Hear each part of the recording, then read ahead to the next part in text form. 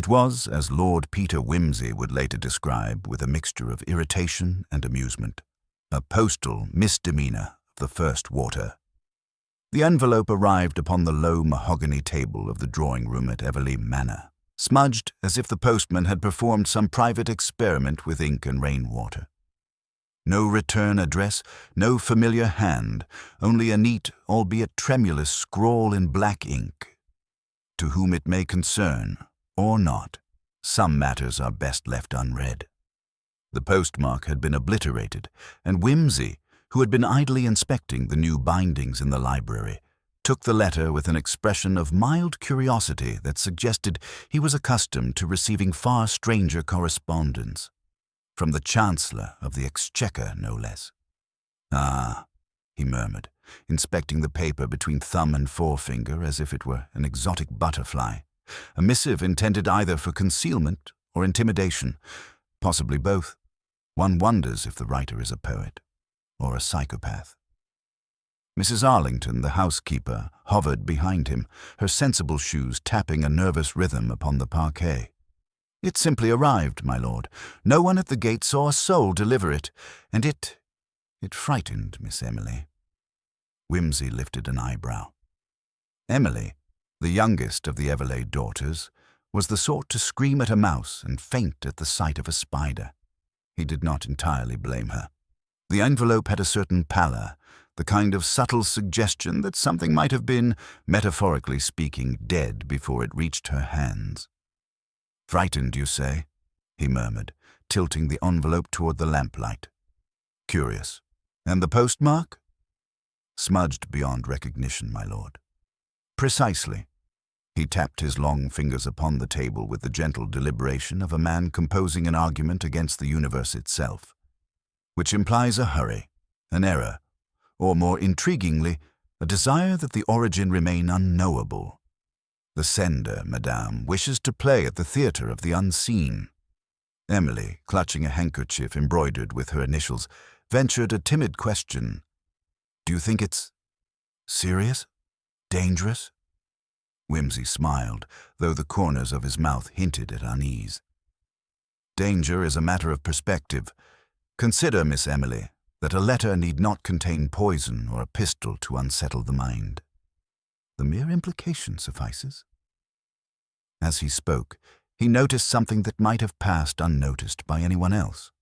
A faint indentation on the paper, the impression of another word beneath the visible line, as though the sender had written hastily, then erased, or perhaps written on a sheet above. His eyes gleamed. This small, nearly invisible detail was the sort of thing that made minor mysteries irresistible. "Do keep it safe, my dear Emily," he said, handing the envelope back.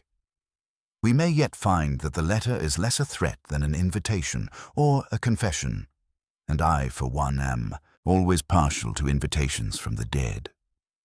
Thus began the Everleigh enigma, a postal enigma that would, within the week, culminate in an event so perturbing that even the polished manners of the county's gentry would strain under the weight of its revelation. A letter, it seemed, had arrived not merely to disturb, but to herald something far darker, hidden beneath the genteel veneer of Everleigh Manor. Wimsey, for his part, settled into the armchair by the fire with the air of a man preparing to taste a new and particularly piquant mystery. "It is," he said, tapping the envelope, "a communication of dubious civility, and civility, as we know, is the first casualty of murder." Wimsey's attention, once arrested by the envelope, naturally turned to its surroundings. Everleigh Manor, though outwardly neat and civilized, offered its own small contradictions. The servants moved with a precision that suggested they had memorized the layout of the house and its occupants' habits as though they were performing a minor but essential ritual. Yet there was a hesitation in the younger footman, a twitch in the corners of the butler's mouth, and a certain sharpness in the housekeeper's gaze that hinted at secrets they preferred not to share. "Now then," Wimsey said, leaning forward slightly, his gaze sweeping the polished hall, "let us see what the domestic machinery has to tell us. Often, the most trivial observation yields the richest intelligence. He began with Mrs. Arlington, whose composure was nearly impeccable, though she clutched her cleaning rag a little too tightly. "You received a letter this morning?" he asked, holding the envelope delicately. "Did anyone see it arrive?" "No, my lord," she replied stiffly. "It was placed upon the table by itself. I heard no bell, no knock, nothing at all. Miss Emily found it first." "Curious. And you did not attempt to open it?" "Good heavens, no. That would have been highly improper. One does not interfere with the family's correspondence." Whimsy nodded, eyes glinting with an expression somewhere between mild amusement and exasperation. "Indeed. And yet one sometimes finds that propriety is not the only filter through which a household observes the world. Tell me, did you notice anything unusual yesterday? A visitor, perhaps, a message or a parcel delivered at an odd hour?" Mrs. Arlington's brow furrowed. "Nothing of consequence, my lord. The regular deliveries were made. Mr. Jenkins, the grocer, came, as did the milkman. But—" she hesitated. "There was a stranger in the lane. I saw him, though he passed quickly. Tall, with a coat buttoned tightly and a hat low over his face." "Ah," said Whimsy, steepling his fingers. "The elusive stranger. That is precisely the sort of shadow one notes, for it may tell more than the clearest confession." He allowed the thought to hang in the air, letting Mrs. Arlington squirm slightly under his scrutiny. Turning his attention to the younger staff, he spoke with a gentle insistence, coaxing the smallest details. The peculiar way the kitchen clock ticked, the odd squeak in the pantry door hinge, the inconsistent polishing of the brass handles. Each observation seemed irrelevant, yet Whimsy catalogued them with meticulous precision, aware that in mysteries such as these, irrelevance is often the veil behind which the truth hides. Emily, hovering timidly near the hearth, added a detail she had not realized was important. "The postman. He seemed hurried," she said, "and he looked about, as if he expected someone to be watching him." Whimsy's eyes brightened. "An impression confirmed. One does not act as though observed without reason. We may perhaps begin to reconstruct the sender's movements." By late afternoon, the detective had established a delicate lattice of minor anomalies. A servant who arrived late by 5 minutes but insisted it was 3. A gardener who remembered seeing a delivery wagon when, by all timetables, none should have passed, and the faint, almost imperceptible ink impression upon the envelope itself. Each element, trivial in isolation, began to suggest a subtle orchestration.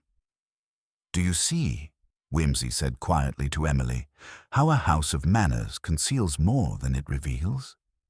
Every tick of the clock, every shuffled footstep, is a sentence in the story we have yet to read.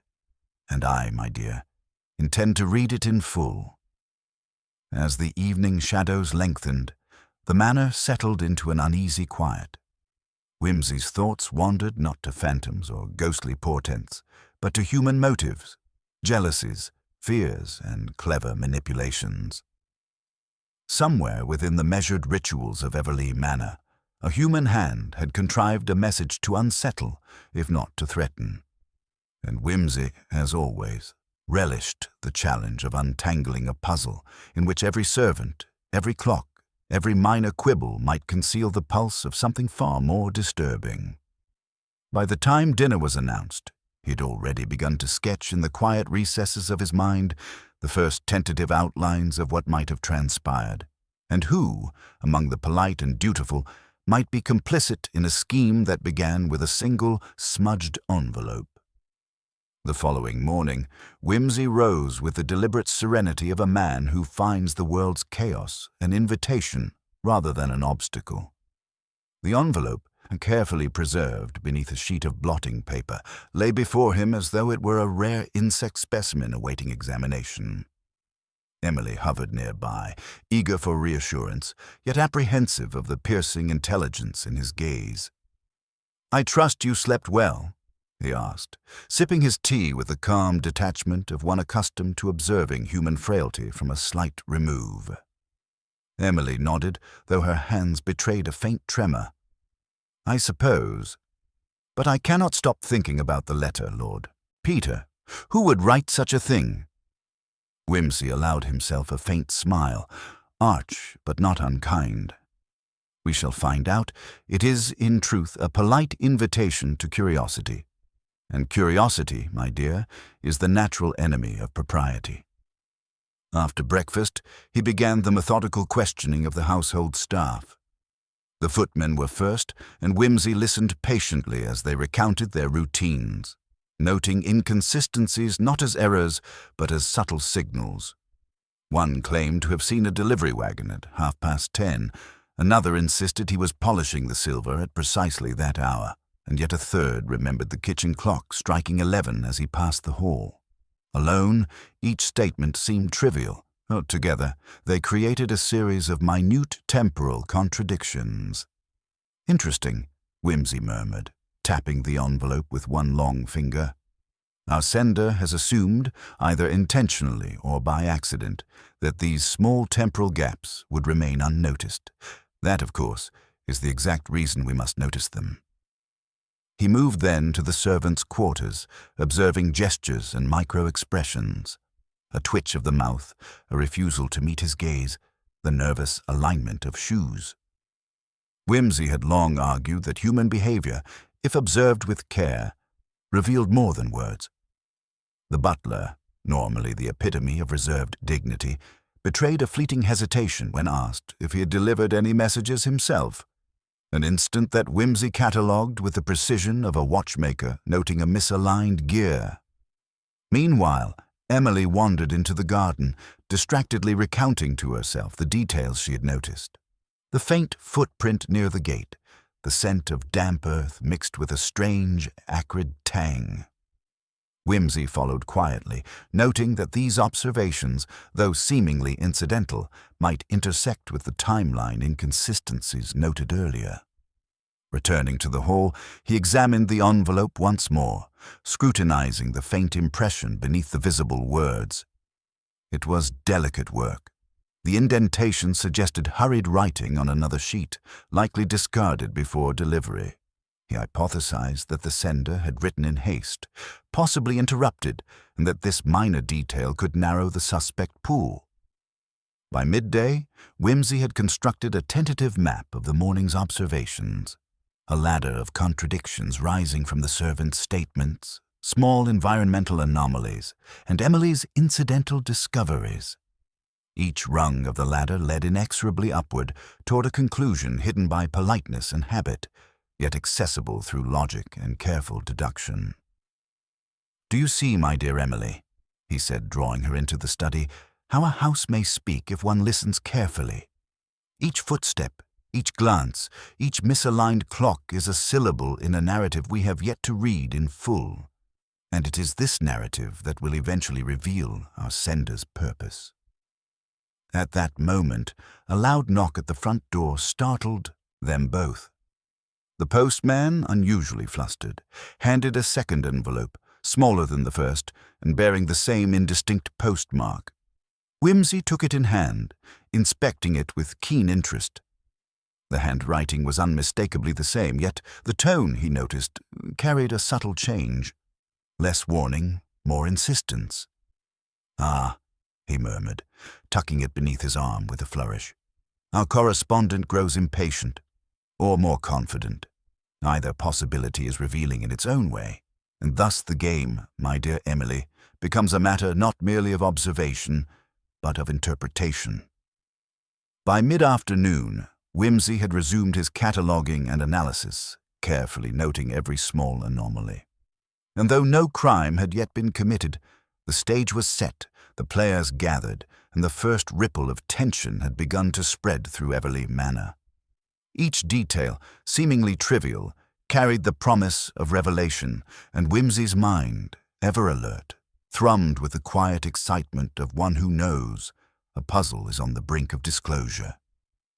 By late afternoon, a certain restlessness had settled over Everleigh Manor, subtle but tangible, as though the house itself were aware of the disturbances that had quietly begun. Whimsy moved among the rooms with a peculiar combination of leisure and precision, observing not only the house but its inhabitants. The servants, ordinarily predictable in their routines, now betrayed tiny hesitations, glances exchanged under lowered lids, and an unusual attentiveness to the ticking of the clocks. He paused at the drawing-room door, noticing a faint unevenness in the carpet near the window. The edge of the rug was slightly raised, a detail so inconspicuous that any casual observer would have missed it. To Whimsy, however, it was an invitation to inquiry. He lifted the edge gently, revealing a small scratch in the polished floorboards beneath, a mark that suggested either repeated passage or a momentary scuffle. "Curious," he murmured. "It is often the faintest abrasion that signals the movement of an otherwise hidden presence." Emily, now cautiously accustomed to following Whimsy's investigations, ventured her observation. "I thought the window was always kept closed, Lord Peter." "Ah, precisely the point," Whimsy replied, glancing at the latch. It bore the faintest impression of having been unfastened recently, though no draught had disturbed the room. "Someone has disturbed the air in this room without our noticing. Such trifles, my dear, are rarely trifles indeed. They mark intent." The household staff, summoned under the pretext of routine duties, were now subjects of subtle interrogation. Whimsy's questions were innocuous in appearance, queries about the timing of the servants' rounds, the alignment of curtains, the minor peculiarities of the clock in the hall, but each was calculated to elicit truths hidden beneath layers of habitual compliance. The butler, normally a fortress of composure, faltered when asked about the placement of parcels delivered that morning. I cannot be certain, my lord. The packages were moved to the sideboard, as usual." "Indeed?" Whimsy's tone carried the faintest edge of irony. "As usual, yet the sideboard shows no signs of disturbance. Perhaps the parcels were elsewhere initially. A small oversight, perhaps, but one worth noting." As the late afternoon light slanted across the hall, he noticed the faint aroma of burnt matches emanating from the fireplace. Not unusual in itself, yet in combination with the earlier observations, the lifted rug, the open window, the displaced parcels, it suggested deliberate staging. Someone, he concluded, was orchestrating events to appear casual, even accidental.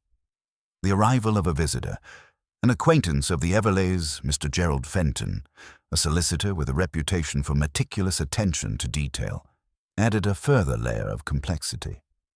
Fenton, cheerful and superficially unconcerned, carried a letter in his hand that he had received from London that morning.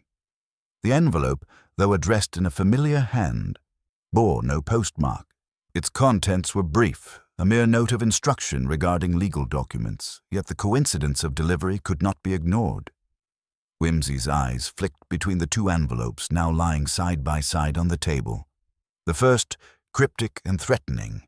The second, innocuous yet strangely timed. "Observe, Emily," he said quietly.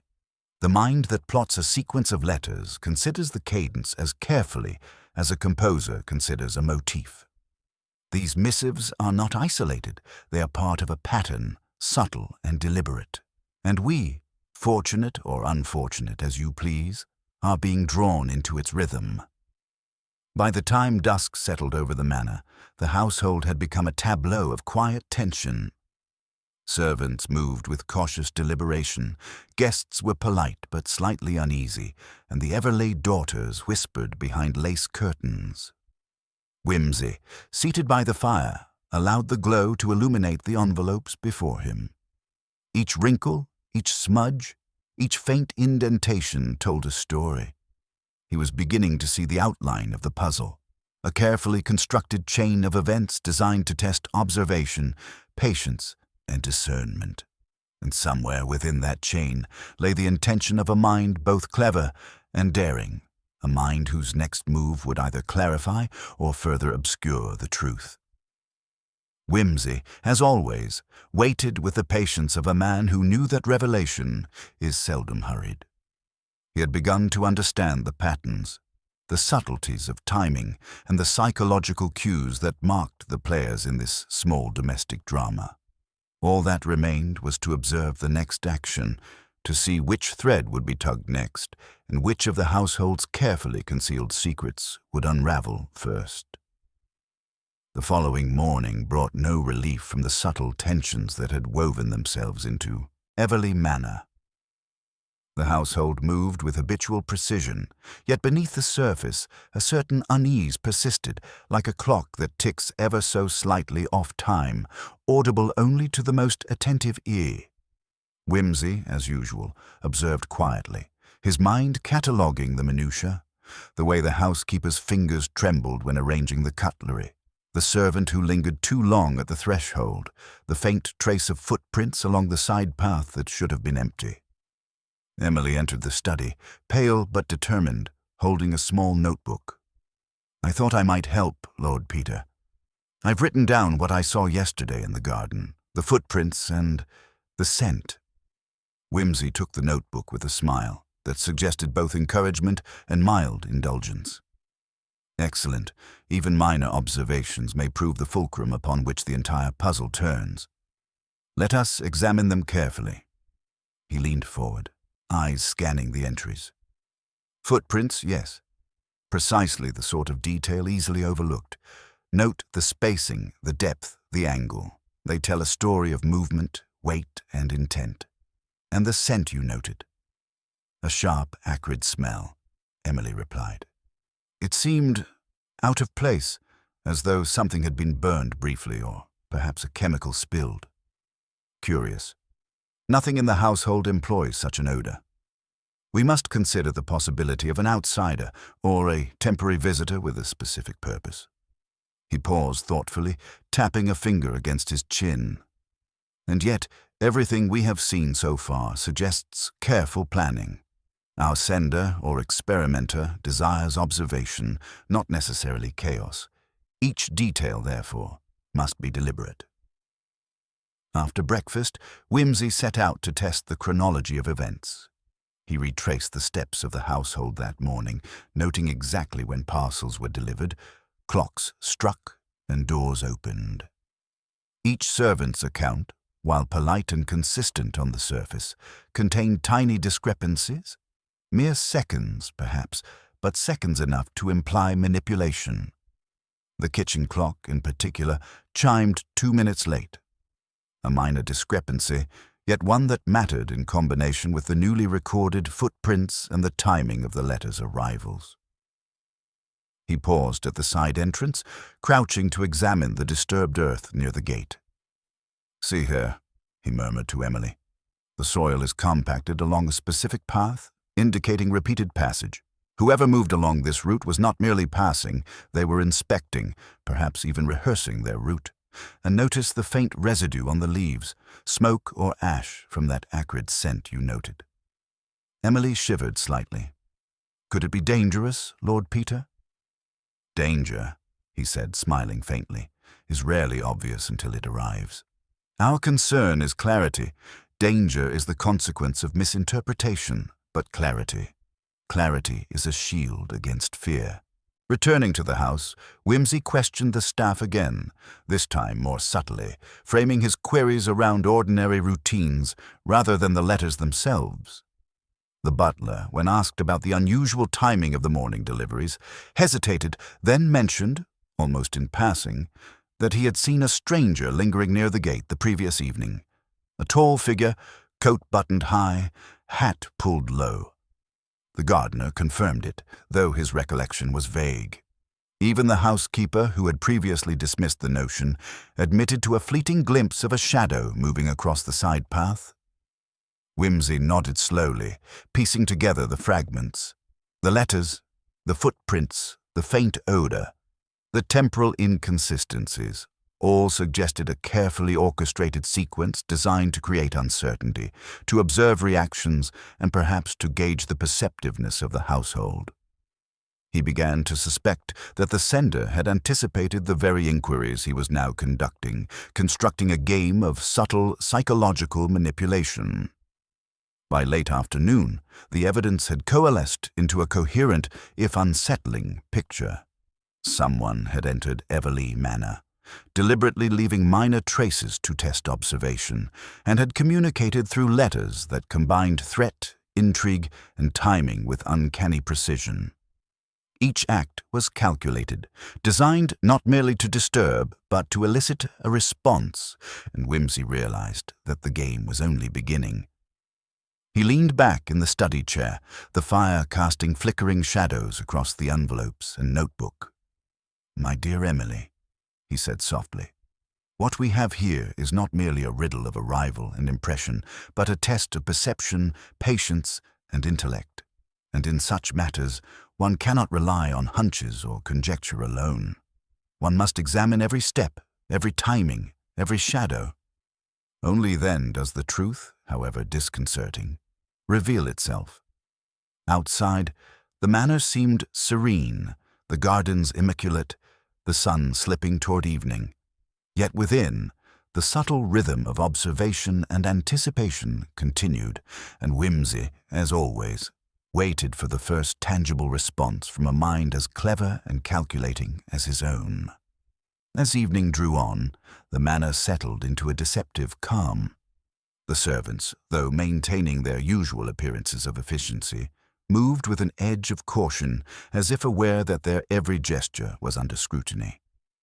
Whimsy, seated by the study window, traced the contours of the fading light across the grounds, his mind quietly assembling the disparate threads of the morning's and afternoon's discoveries into a tentative, if incomplete, pattern.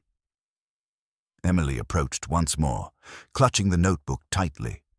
"Lord Peter," she said, voice hesitant, "I was thinking about the footprints in the garden. There were more than one set, I believe, and some did not match anyone we know." "Precisely," Whimsy murmured, his eyes lighting with interest. "The footprint is an honest witness. It cannot lie, though it may conceal the identity behind a carefully chosen shoe. If there is more than one set, we must consider the possibility of a second intruder, or at least the deliberate imitation of one." He rose and walked to the hearth, where the firelight flickered across the envelopes that had begun the curious chain of events. Picking up the first letter, he examined the faint impressions beneath the scroll. "See here," he said, pointing to the subtle indentation. "It is written with haste on a second sheet, now absent. Whoever composed this message did so with deliberate urgency, yet sought to avoid detection. The rhythm of the hand, the pressure on the paper, the pauses, these are not random. They are, in their own fashion, the signature of a mind methodical and controlled." Emily glanced at the second envelope, the one Mr. Fenton had delivered. "And this one? It seems less alarming than the first." "On the surface, yes," Whimsy replied. "Yet note the timing. It arrived only after the household had begun to speculate upon the first letter's meaning. The sender anticipates observation, reaction, even anxiety. This is, in effect, a dialogue conducted through subtle means. And dialogues of this sort often escalate when one participant proves attentive." He paused, listening to the distant chime of the hall clock, noting again its slight deviation from true time. Even a few seconds' discrepancy matters. Consider the servant's recollections, the delivery of the parcels, the timing of the visitor's arrival, and now the impression of multiple footprints. When measured together, these elements form a chronology that is irregular. Not chaotic, but deliberately so. Someone is experimenting with our perception of time and space within the manor. A sudden sound, a soft creak from the corridor, made Emily start. Whimsy merely raised an eyebrow, as though the noise were a punctuation mark rather than a surprise. "Every sound, Miss Emily, is a potential clue. A door hinge, a floorboard, the scuff of a shoe. These are the punctuation marks in the narrative we are uncovering. One must listen carefully, for in domestic harmony, even the smallest dissonance may conceal intent." He moved to the side door, examining the lock and surrounding woodwork. There was no forced entry. The latch bore only the faintest signs of manipulation, consistent with a hand both practiced and discreet. He crouched to inspect the floor once more, noting the irregular impressions in the dust, footprints overlapping in places, suggesting hesitation or perhaps an attempt to retrace steps without leaving clear evidence. "Indeed," he murmured, straightening. "We are dealing with a visitor who is at once cautious and calculating. Someone who knows the manner, or believes they do, and yet wishes to remain unseen. Such a person is clever, but cleverness alone is rarely sufficient. Observation, patience, and, above all, the ability to anticipate responses. These are the hallmarks of our correspondent." Emily shivered, sensing the weight of his words. "Do you think this person intends harm, Lord Peter?" Wimsey regarded her thoughtfully, his expression calm but penetrating. Not necessarily physical harm, yet disruption, testing, even intimidation. These are all forms of influence. Our correspondent seeks information as much as reaction, and information is, as you will see, a far more subtle weapon than any dagger. He returned to the envelopes, turning them in his hands. The fading light cast shadows across the faint impressions, highlighting the meticulous care with which the sender had constructed each element of their communication. Wimsey's mind, already attuned to minute discrepancies, began to see possible connections. The timing of the deliveries, the footprints in the garden, the faint smell of acrid smoke, the irregularities in the household's own schedule. Each, taken alone, might be dismissed. Together, they formed a lattice of deliberate action, designed to test observation, to provoke responses, and, perhaps, to reveal character. As night fell, Wimsey seated himself once more by the study window, watching the shadows lengthen across the manor grounds.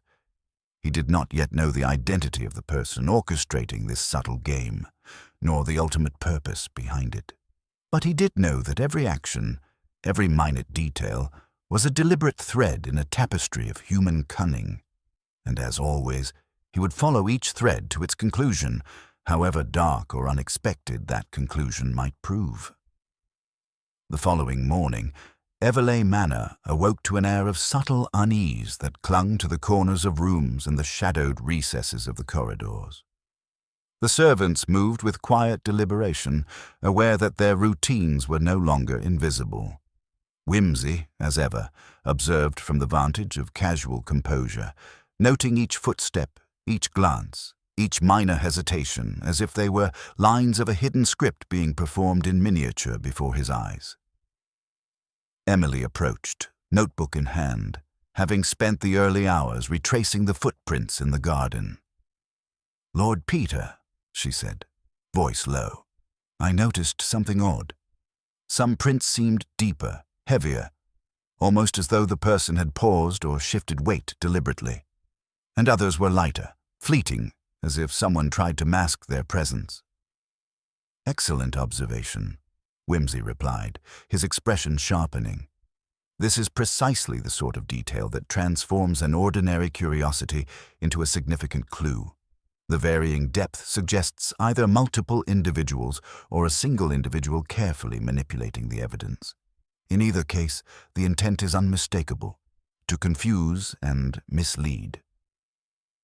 He led her to the side path, crouching to examine the impressions more closely.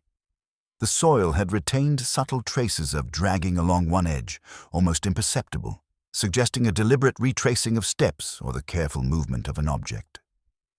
Wimsey straightened, a small gleam of satisfaction in his eyes. "Here, my dear Emily, we see the hand not merely of caution, but of design. Someone has been rehearsing their movements, testing the terrain, calculating the effects of each action. Observation, it seems, is part of the entertainment." Returning indoors, he summoned the household staff, framing questions with innocuous civility. "Tell me," he began gently, "when last did you notice any unusual movement in the garden, the lane, or about the manor grounds? Any new footprints, disturbances, or objects out of place?" The servants exchanged glances before responding. The gardener, hesitant at first, admitted to glimpsing a figure near the side gate late yesterday evening, a tall man in a dark coat, hat pulled low. The housekeeper confirmed a similar sighting, though she had initially dismissed it as an imagined shadow. Even the butler, who prided himself on exactitude, noted an unusual impression in the gravel path that morning, one that seemed to lead nowhere. "See?" Whimsy murmured to Emily. "Each observer contributes a fragment of the mosaic. Alone, they are nothing. Together, they reveal a pattern deliberately concealed in plain sight. Our correspondent, or correspondents, wish to be noticed, yet not caught. A subtle contradiction, yet it betrays their character." He returned to the envelopes, examining them under the morning light. The faint indentations beneath the visible writing were more apparent now, revealing hurried stops and starts in the penmanship. The writer's hand hesitated here, pressed firmly there, and paused again in a peculiar cadence, he explained. "These are the marks of a mind both deliberate and nervous, attempting to control the pace of communication while disguising uncertainty." Emily shivered at the thought of a clever mind playing such psychological games, and Whimsy offered a small, reassuring smile. "Fear, my dear, is the result of imagination outrunning fact. Observation, reason, and patience are our allies. One must simply note the anomalies, catalogue them, and wait for the inevitable pattern to emerge." By midday, he had begun to test the timeline more rigorously. Each delivery, each reported sighting, each irregularity in the household schedule was placed on a tentative chronology. Minute discrepancies, seconds lost here, a delayed bell there, emerged as carefully orchestrated interventions rather than accidents. The footprints, the faint odor lingering near the side gate, the displaced parcels, and the second envelope's arrival now formed a sequence that could not be ignored. Someone was orchestrating events with the precision of a composer arranging a fugue, each note intended to provoke a reaction. As he completed the preliminary analysis, he turned to Emily. "We now possess the framework of intent. The next step is to anticipate the sender's strategy. Observe, wait, and consider each reaction. The individual behind these measures is not merely clever. They are calculating, patient, and acutely aware of human perception, and it is precisely this awareness that will, in time, betray them." Whimsy leaned back in the study chair, the afternoon light waning across the envelopes and notebook. The manner, outwardly serene, now seemed a stage upon which subtle manipulations were unfolding. And as always, Whimsy waited, confident that the careful application of logic, observation, and patience would reveal the truth concealed within these seemingly innocuous events. The first tangible consequence of the correspondence had yet to arrive, but when it did, he would be prepared. The stillness of the evening was shattered by a subtle, almost imperceptible sound, a faint scraping from the hall outside the study. Whimsy, who had been meticulously reviewing the two envelopes in Emily's notebook, glanced up with the faintest quirk of the eyebrow. The household, for all its polite composure, now seemed to sense the taut expectation that had taken hold. "Did you hear that, Emily?" he asked softly, rising with deliberate calm. She nodded, wide-eyed. Whimsy moved toward the hall with silent steps, noting each creak of the floorboards beneath him. The study door opened to reveal nothing but the long corridor and the muted glow of the lamps. Yet he noticed immediately a subtle disturbance, the faint impression of a shoe in the dust near the sideboard, distinct from any previously recorded footprints. He knelt, examining it closely. The depth suggested deliberate placement, a careful retracing of steps to leave an impression for those observant enough to notice. "A message, perhaps," he murmured, "or a test. Either way, it is a communication of intent. Note the deliberate hesitation in the tread. The sender wishes us to follow, yet not to find." Emily, clutching the notebook, followed him cautiously. But Lord Peter, why would someone go to so much trouble for just footprints? Whimsy allowed a faint smile. Because, my dear, footprints are honest witnesses. They cannot lie, though they may be misrepresented. A clever hand may seek to direct attention, but it cannot entirely disguise intent. Every movement, every mark, is a word in the narrative our correspondent is composing, and words, carefully read, will reveal the author. He returned to the study and spread out the letters and Emily's notes. The two envelopes, the impressions beneath the writing, the footprints outside, the faint smell of acrid smoke, all coalesced into a web of meticulously controlled cues. Each anomaly seemed trivial in isolation, yet together they formed a sequence designed to test the household, provoke reactions, and reveal perceptiveness. Whimsy's mind, as always, began to trace the logic of the sequence. The first letter arrived without warning, cryptic and unsettling. The second, seemingly mundane, was delivered once attention had been drawn to the first. Footprints and subtle disturbances appeared at carefully calculated intervals. The slight discrepancies in the clocks and the servants' recollections were all part of an orchestrated chronology. Someone was conducting a controlled experiment in observation, and we were the subjects. The sudden toll of the hall clock drew Whimsy's attention. Each strike was ever so slightly off its expected cadence, reinforcing the notion that time within the manor was now, in part, a carefully manipulated variable. He traced the chronology aloud, softly enough that only Emily could hear. The first envelope in the morning, the sighting of a shadow, the second envelope in the late morning, the footprints in the garden, each event meticulously spaced, as if the sender anticipated every reaction. Emily shivered, realizing the depth of calculation involved. So it's not just mischief, it's testing us. Exactly, Whimsy said, settling once more into his chair. And as with all tests, the examiner reveals themselves through the patterns they establish, no matter how cleverly concealed. Our task is to read those patterns, to discern the underlying logic, and to anticipate the next move. And make no mistake, there will be a next move. Cleverness, after all, demands action as much as design. He leaned back, steepling his fingers, eyes fixed on the envelopes. The manor, outwardly serene, now seemed alive with subtle signals, each one a carefully placed signpost. And somewhere beyond the visible, the author of this intricate game was watching, waiting, confident in the precision of their orchestration. Yet Whimsy knew, as he always did, that a clever mind may manipulate, may delay, but cannot entirely escape the consequences of human observation. Outside, the shadows deepened, and a faint chill crept along the corridors. Inside, Whimsy allowed a slight smile to play upon his lips.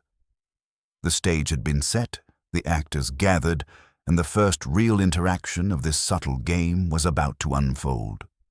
And when it did, he would be ready to perceive the invisible hand guiding events and trace it with the meticulous certainty that had become his hallmark. The next morning, Everleigh Manor awoke to a tension that seemed woven into the very air, subtle but unmistakable. The servants moved with habitual grace, yet their careful attention betrayed a shared awareness that something unusual was underway. Whimsy, for his part, observed from the study window, eyes tracing the dew-slick paths of the garden as if the shadows themselves might convey secrets. Emily entered quietly, clutching her notebook with renewed diligence. "Lord Peter," she whispered. "I checked the garden again before breakfast. There are more disturbances near the gate. Like someone walked there in a circle, then retraced their steps exactly." "Ah," Whimsy murmured, standing. "A deliberate pattern of movement. Observe, Emily, how the very act of retracing steps is itself a message. Not a message in words, but in intention. Someone seeks to be noted, yet remain unseen.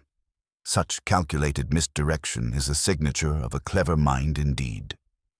He led her to the side path. kneeling to examine the impressions in the soft earth. One set of footprints appeared heavier, with slight dragging along the edges. Another was lighter, almost ephemeral. Overlaying the two, a subtle rhythm became apparent, like the echo of a metronome imperfectly followed. Multiple actors, he speculated. Perhaps. Or a single individual alternating their gait to create the illusion of multiplicity. Either way, it is designed to provoke observation and, I suspect, anxiety. Returning indoors, he summoned the household staff, framing inquiries around routine rather than the letters themselves. Did anything unusual occur overnight? Movement in the garden, the corridors, or the hallways? The butler hesitated, then mentioned that he had heard faint sounds near the side corridor late in the evening, indistinct but deliberate. The shuffle of steps, a soft creak, the low scrape of something across the floor. The housekeeper admitted to seeing the shadow of a figure pass near the side window just as the lamps were lit. Even the gardener recalled a faint odor of smoke lingering along the path near the gate, identical to that Emily had noted previously. "See," Whimsy said quietly to Emily, "how these small, seemingly unrelated observations converge. Footprints, odors, shadows, even minor noises, all are threads in a single tapestry.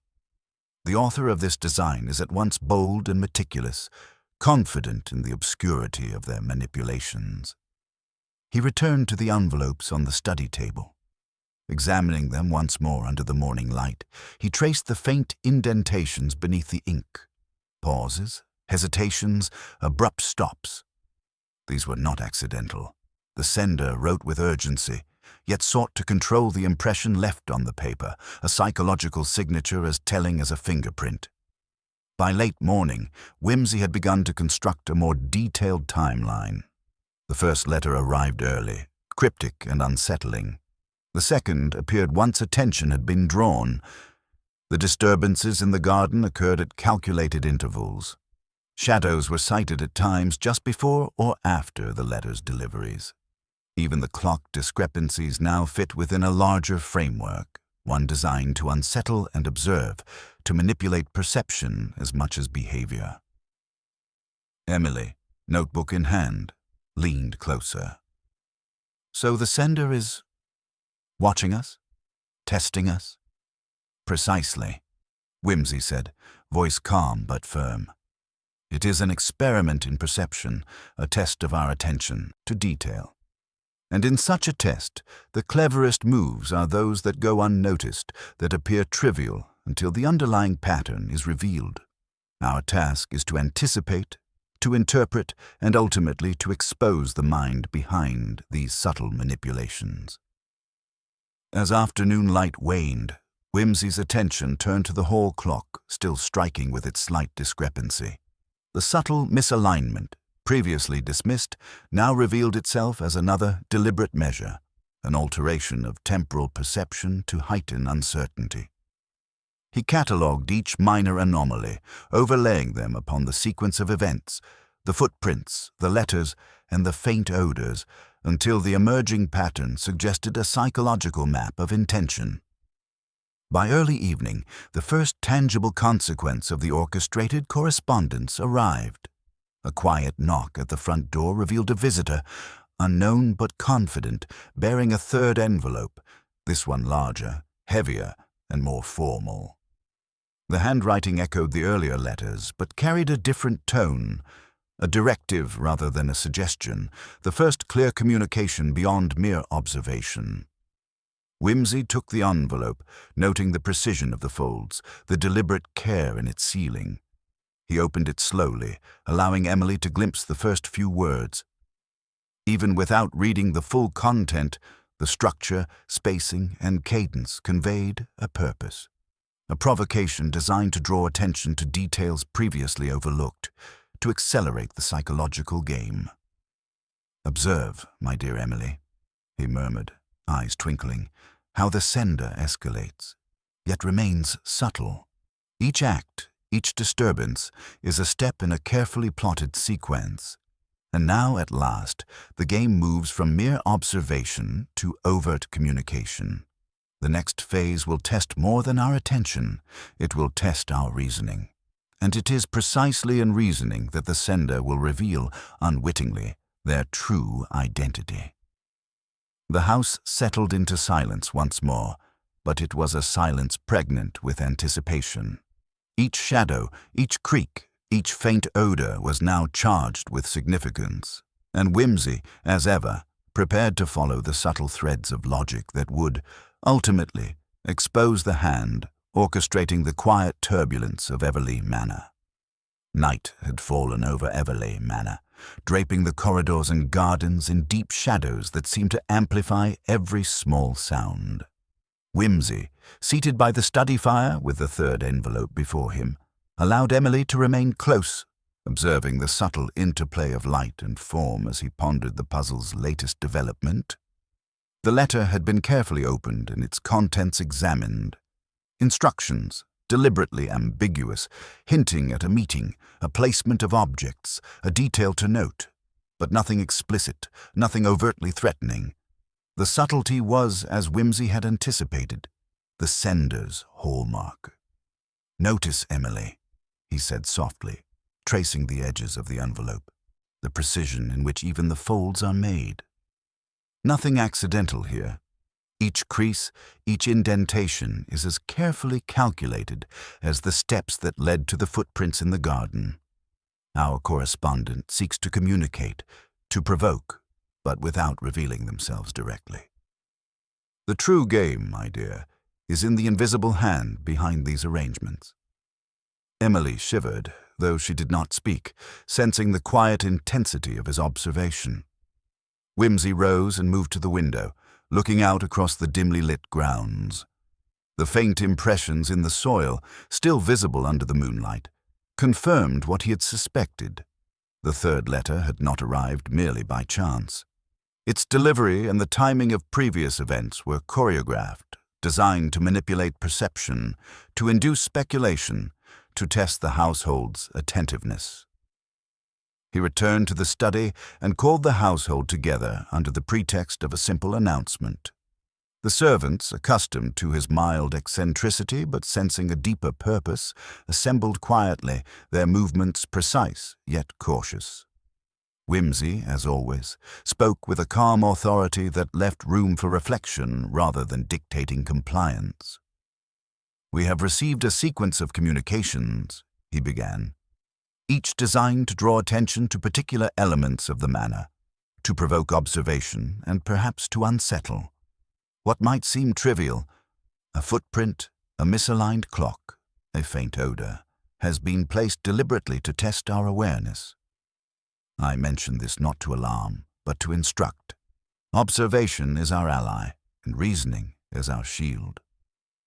The servants listened intently, realizing for the first time that the anomalies they had dismissed or overlooked were part of a larger, deliberate pattern.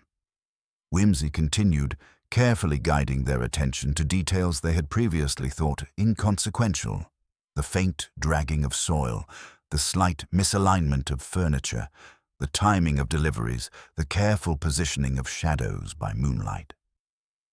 As he spoke, Emily noticed a flicker of movement near the far corridor, almost imperceptible. Whimsy's eyes followed it immediately, narrowing. He moved silently toward the source, gesturing for Emily to remain behind. The figure, tall and deliberate in stride, paused at the threshold of the corridor and then, sensing attention, vanished into the shadows. "Observe, my dear Emily," Whimsy said, returning with quiet composure. "The first overt sign of our correspondent beyond written communication.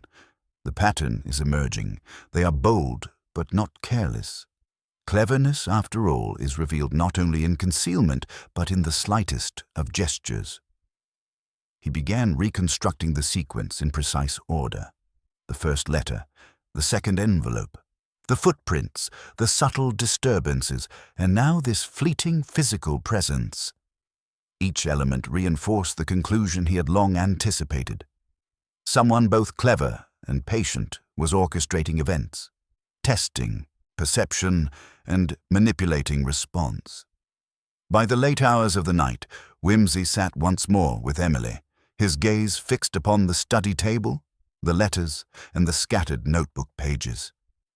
"We are nearing clarity," he said softly, almost to himself. Each seemingly minor anomaly is, in truth, a deliberate signpost.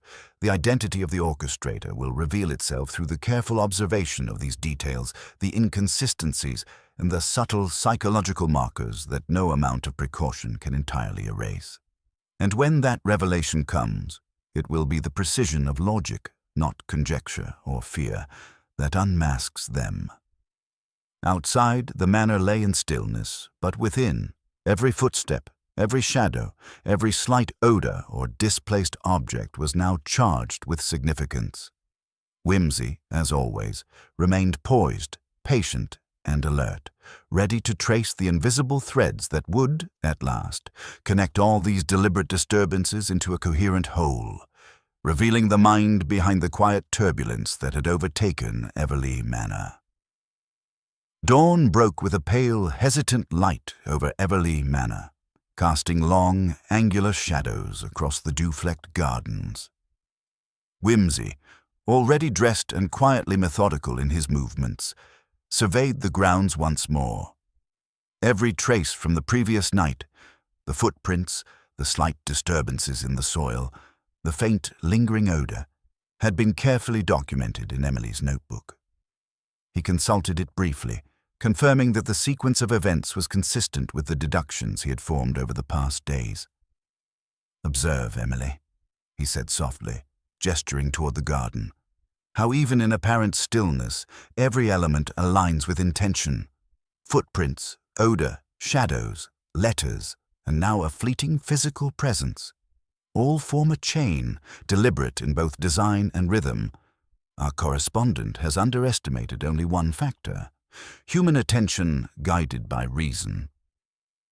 Emily, notebook clutched tightly, followed his lead as he walked toward the side path where the most recent disturbances had occurred. Whimsy crouched, tracing the impressions in the soil.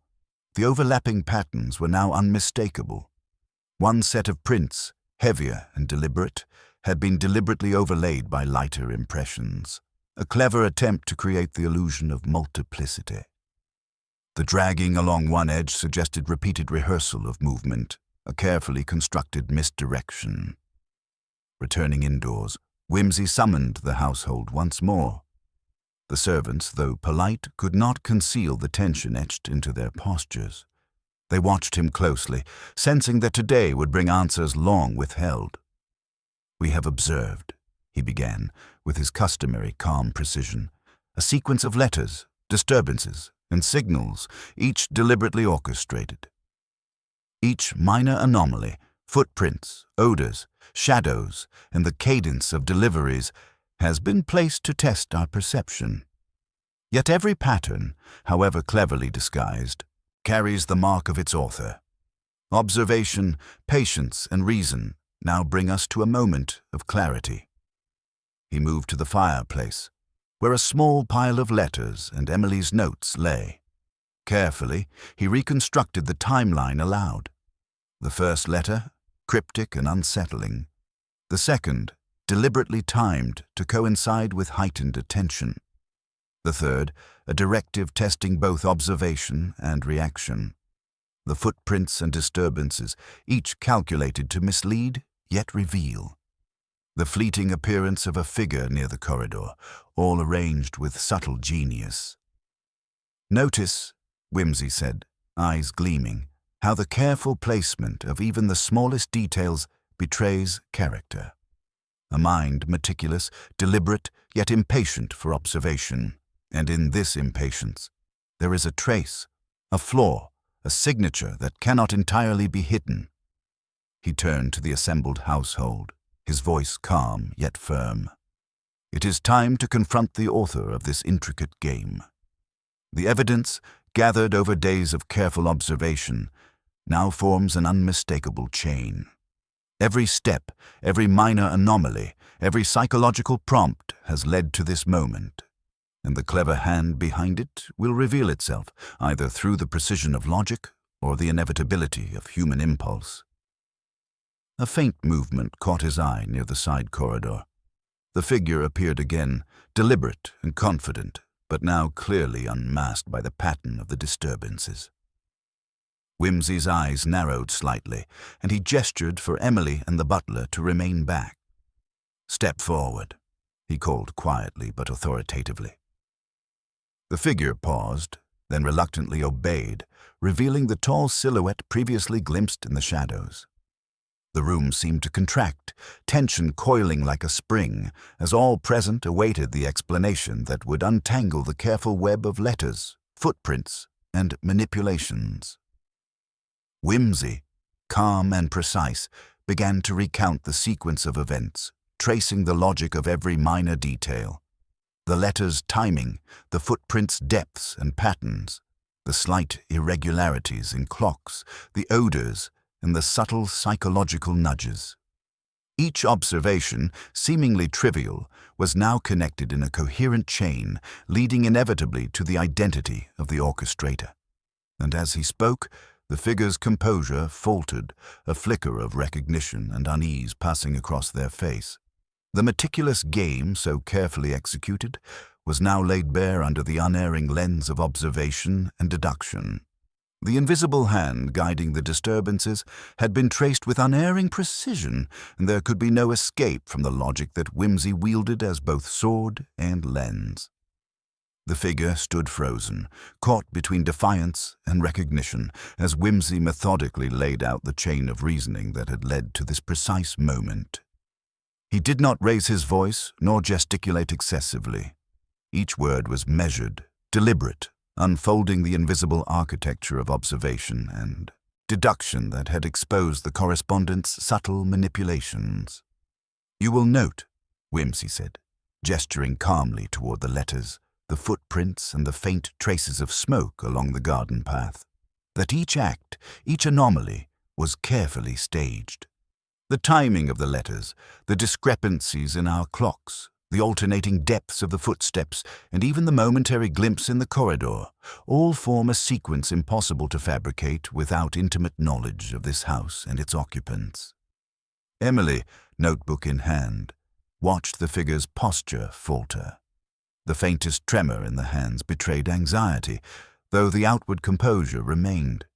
Whimsy's eyes, sharp and unyielding, did not waver. The motive, dear guests and household, is not merely to provoke or amuse.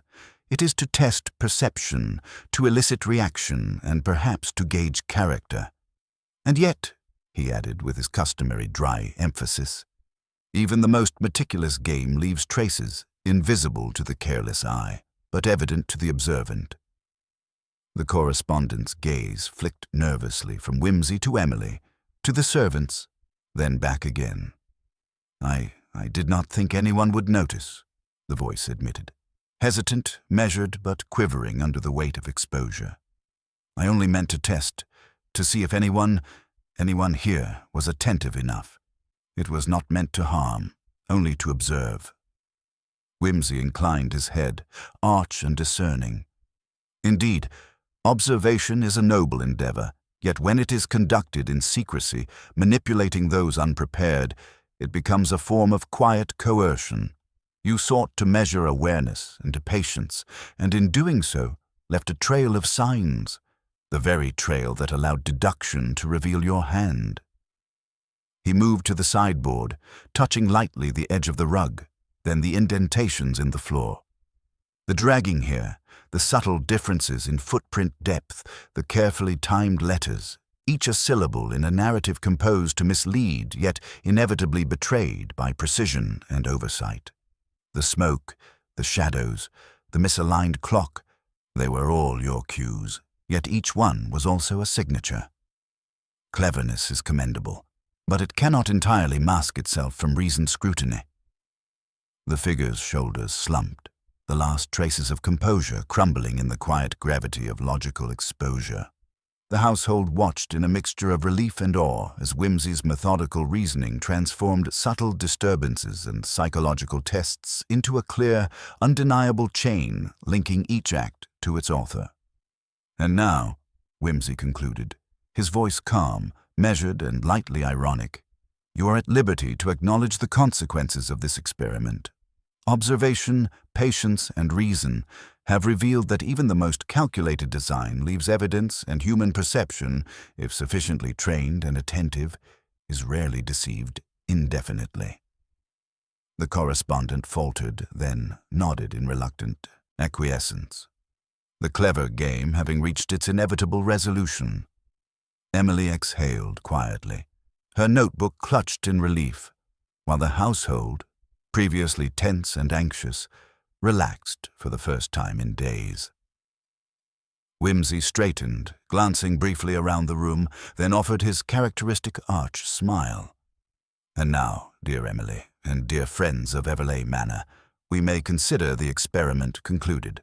The invisible hand has been traced, the chain of reasoning followed to its logical terminus, and the subtle turbulence that disturbed this house has been accounted for, not by conjecture, nor by fear, but by careful observation and the inexorable application of reason." He gathered the letters, the notebook, and the remaining minor traces of disturbance, placing them neatly together. The manor, outwardly serene once more, seemed to breathe in quiet approval, the tension dissipating like morning mist. And with a final glance at the assembled household, Whimsy allowed himself a faint chuckle, arch, dry, and full of satisfaction. The game had ended, the puzzle resolved, and the lessons of observation, patience, and deductive clarity would linger in the minds of all who had witnessed the unmasking. "Miss Emily," he added, offering a wry nod, "it appears that even the cleverest hand cannot entirely resist the scrutiny of reason. And thus, we take our leave of intrigue, at least for today." The household smiled, uncertain whether to laugh or simply marvel, as Whimsy, quietly satisfied, prepared to depart, leaving Everleigh Manor once more enveloped in its peaceful, deceptive calm, now seasoned with the subtle wisdom of vigilance and the quiet triumph of deduction.